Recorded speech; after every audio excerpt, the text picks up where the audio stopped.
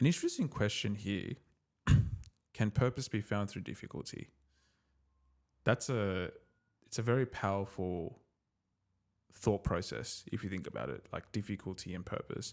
In our previous episode, we spoke about how you can find your purpose through experiences. Now, those experiences aren't always going to be positive or great positive experiences, to summarize. So then negative experiences is the difficulty from the way I see it. Can purpose be found through that? Like, what are your thoughts? I think we've mentioned it before that you usually find purpose through difficult moments and situations as well. Because it also allows you to learn hidden potential about yourself. Because sometimes we put self-limiting beliefs that we think, when we have targets, especially like, I can probably get like 80% for this test or whatever it is. But then you actually end up surpassing yourself. Or even like, I think the better example is at the gym. Like, I can probably only like bench like 60 kilos or whatever. And then eventually you just end up, without realizing, you just surpass that completely. So I think like challenges and difficulties really allow you to learn like these hidden sides of yourself and this potential of yourself. And I think it then allows you to, this renewed perception and belief of yourself then allows you to reach and pursue new and higher goals. And because what you thought was impossible is now possible. So then nothing else is you won't have any self-limiting beliefs that way. And I think it also builds resilience and antifragility. Wait, what were you? I agree. It's a core part of character development. Resiliency, that character development. Look, in life, people go through different experiences. I think it's a very important caveat to call out, like, what I go through, the difficult times I go through might be very minor compared to someone that's gone through absolutely hell, right? But in hindsight, those things are the building blocks mentally for your resiliency, and it's a core part of development. Like, I can't imagine going through life on easy mode, like everything handed, everything. You just don't find yourself. You feel empty. I think like also you wouldn't have the qualities and traits to preserve it, because for someone to be able to achieve those things, they would have had to build a certain quality and traits and understand the value of it. Whereas if you just handed everything on a silver platter, you don't understand the value of it. You haven't built the quality or traits to be able to preserve, and then it just makes you more vulnerable to problems and stuff. Yeah. I also think that perspective is so important in life. It could make the biggest perspective is a big part of empathy. And empathy is one of the most important aspects of our character as a human being. It's not just empathy towards others, it's being empathetic towards yourself as well. Empathetic towards yourself. I think being empathetic towards yourself is probably the most important part of this, because if you're harsh and you're just someone that's very negative towards yourself, you will never actually think about the resiliency that you've built, the development in your mind. And you've just set a ceiling in your mind straight away that this is all I'm capable of, and there's nothing else I can do in my life, or there's nothing else I can do better.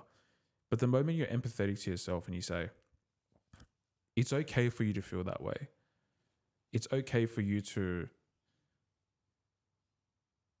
it's okay for you to feel that way. It's okay for you to think that way in terms of that perspective at that point in time. But always remember that you are capable of more than what you think. And that if you're empathetic to yourself enough, you start telling yourself that this feeling is okay, but I know I'm capable and I know I can do it, builds your resiliency, but also it gives you that stronger sense of purpose. It doesn't give you a stronger sense of purpose. It starts to build towards reasoning, or it starts to build towards that purpose. You start thinking, like, what is my purpose? It starts making you think. So I think the first step towards that whilst navigating through difficult times, is being empathetic to yourself, accepting what's happened, but knowing that this is a part of your mental building block and it's going to lead to something better. Yeah, that's a very good point. I think that actually touches on something called self-image, like your self-perception of not how other people view you, but how you view yourself, and that really will determine how you will navigate as well. Because that's why some people don't stick to their purpose, because their self-image is very negative. They have all these thoughts about themselves that they never really spent the time to reflect upon. Like, oh, like I'm not capable of this, or like I'm not able to do this because blah, blah, blah, blah. They give themselves reason to then self-sabotage. But when you have that consistent dialogue with yourself, as you said, being self-empathetic, self-reflecting and everything like that, then you also start to, it doesn't become overwhelming, and you also are able to then move with more conviction and more confidence as well, because then you start to address these issues and you start to construct a more of a positive self-image of like how you view yourself, because you realize, okay, these are things that I could probably improve on. These are things that, and you don't, that way you operate on a much more positive sense of energy. Yeah. So I think it's a very good point that you brought up, that being self-empathetic, it sounds very lame or cringe to a lot of people, but I think that's also the reason why some people are living unfulfilled lives versus someone who's living fulfilled lives. The main reason why you're living an unfulfilled life is because you're not self-empathetic, and I think you used a really good word there, reflective. You're not reflecting on yourself. If you're not reflecting, you're not going to improve. And if you're not going to improve, you're never going to gain a different perspective. And if you never gain a different perspective, you'll never find your purpose. Yeah, that's like it's really all a domino effect. You have to self-reflect and be self-empathetic. That's step one. Through difficult times, at least. Tell me about Viktor Frankl. Yeah, it's good that you brought him up. Actually, he was an Austrian psychiatrist, and he survived through the Holocaust, and he became famous for actually writing this book called "The Man's Search for Meaning." And I remember my physics teacher actually telling me about this book, and I was like, "How is this guy so wise?" And he was telling me all these like lessons from the book. I actually forgot some of them, but I understood what he's talking about. Always the concept called logotherapy, which is basically finding meaning in life. Like that's the main drive that gets, that's what drives us as humans, the search for meaning. It's not the search of pleasure, it's the search of meaning actually. So that's what logotherapy basically means. Logotherapy, is it? Yeah, logotherapy. Okay, cool. And that's what Viktor Frankl had popularized this concept of. And he basically was, he focused a lot of his work on helping patients, and his patients were prisoners at the time, because he believed that he didn't want to give them medication. He wanted to do it through like dialogue and communicate and conversations. And I think that him, by doing that, gave him a sense of purpose to stay sane throughout that entire period. There's so many other stories behind the things that he's done, but in a high level, I think he formed relationships with these prisoners, and it's a very intimidating experience to having prisoners and criminals. But by being able to have this relationship with them amidst the difficult period he had, it allowed him to give him a sense of belonging. And he also what he was doing was meaningful to him. He's actually helping people realize that he's helping people, and he also found his purpose through being a psychiatrist in that period as well. And I think also at the same time, he had a vision of the future of being able to reunite with his wife. And these types of things allowed him to then push through those difficult periods. And then, in an ironic way, he was able to find purpose through the most difficult time by building relationships. That's what his purpose was at that time. And I think if it wasn't for that, he wouldn't have probably survived, because he would be occupied with all these negative thoughts and drowning himself in just misery, to the point that you just self-sabotage yourself. Yeah. No, that's pretty powerful. I think going through something like the Holocaust, that level of trauma, then to come out and understand why you suffered, and then to find meaning within that suffering, and then to go and develop philosophy or ideas that support on how you can get out of that suffering whilst going through it yourself. It's a different type of, it's a very different breed. Yeah, very, very different. But the core concepts of that is something people can, I mean, myself, you, anyone can apply, right? Like, there was suffering. There was a reason why you suffered. Be self-empathetic, reflect on that. Find a way to share that wisdom. I was also going to say, sometimes there might not even be a reason, like particularly why you're suffering. Like, it could be just that you were just unlucky. But then another way you can see that is that maybe maybe if I survive through this, I can then inspire other people who are going through this. So then there you go. That builds another sense of purpose. Like, there's some things that you can't explain that you just face, that everyone will face. Like, losing a loved one is something you cannot ever say, like, oh yeah, like, I'll get over it. It's gonna stick with you and stay with you. It's a different type of loss. suffering. Yeah, I think the suffering that we're relating to is like life and experiences and stuff. Exactly, yeah, but right. I'm just trying to emphasize how, like, when you go through like cancer or whatever, if you survive through that that story inspires other people in a way. It's like, because in that situation, it's hard to ever justify something like that ever. But if you think about it in the sense that, okay, if I can survive through this, then that way I can inspire. My purpose will be then to inspire other people who are going through this, because I became the example of someone who actually pushed through that period. So I'm just trying to explain how, like, that can also lead to that difficult period, which is very hard to go through. Like, I wouldn't ever understand, but anyone who does go through that, survives through that, then that becomes like another higher order purpose. Yeah. There's during World War II, there was, it's interesting, but World War II started on horsebacks and ended with nuclear fission. That's crazy, right? How long was that actually?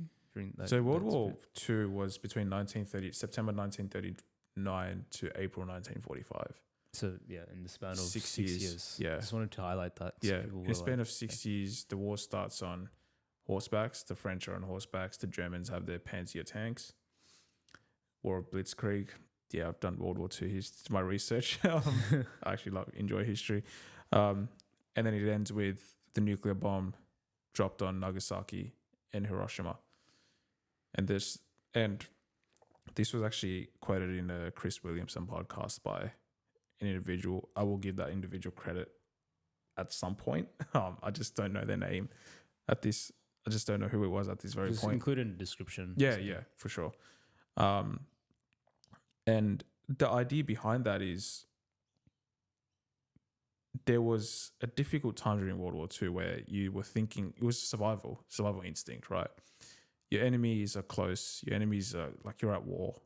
Germans have a whole heap of talent in terms of their science and what they're able to produce. You know, I mean, the Nazis were evil people, but there was a lot of engineering and science that was coming out that was very, very new and very technologically advanced. And so you can imagine as Americans or the Allied powers, this creates a sense of fear. You're already going through a difficult time. And that's where the Manhattan Project comes in, where it was the development of the nuclear bomb. And, you know, famously Oppenheimer worked on that project. And it kind of tells you that it's sometimes the difficult times. At that time, the purpose for the Americans was to just survive and create something better than the Germans. Now, that didn't actually limit them. There was no ceiling on that limitation. It was go in and create something that we can use to end this war if we have to. That's a very powerful thing to think when you think about it. And so for the Americans to then sort of, and this is more on I would say the creation of the nuclear bomb isn't a positive because it's had so many implications now in the world. But in saying that, you can just see that in those 6 years, we advanced technologically by 1,000 years, at least, or 100 years. Maybe I could be exaggerating. 100 or 200 years easily in the span of 6 years. Why? Because there was that difficult period. It's like the sense of urgency. Exactly. Yeah. Sense of urgency, had to find your purpose. The purpose was survival. And it was probably like a reflecting moment for everyone that what we have right now is not enough. Let's go out and do more. We have to. So thought I'd just share that. It's quite interesting. I never thought of it that perspective, but it was a very interesting way of putting it, and it shows you what we would do in the when we have our survival like threatened, what we would do in the situation where it's like we just have to know. Yeah. Like how far we're willing to go and how rapidly we would progress. Yep. Through that high stress environment. Yeah. But it's not just you at line, it's like your entire country. Yeah, you've got people responsible that could pass, that may not be there.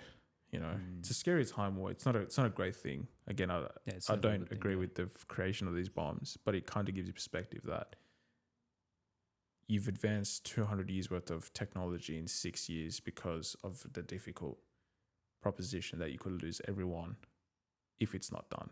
And at that time, the purpose is survival, but let's just make something better. Yeah, I completely get what you're trying to say. You're trying to say like how the human capacity, there's no limits of the human capacity of advancing during a difficult period. Correct. Time. Yeah, exactly right. Summarized well. That really just emphasized that. Yeah, really well. That's example. Really well, yeah. There's a study in America at Johns Hopkins University. Do you want to go through that? Oh, yeah, sure. Before we wrap up. It was, Hopkins University, as you're saying.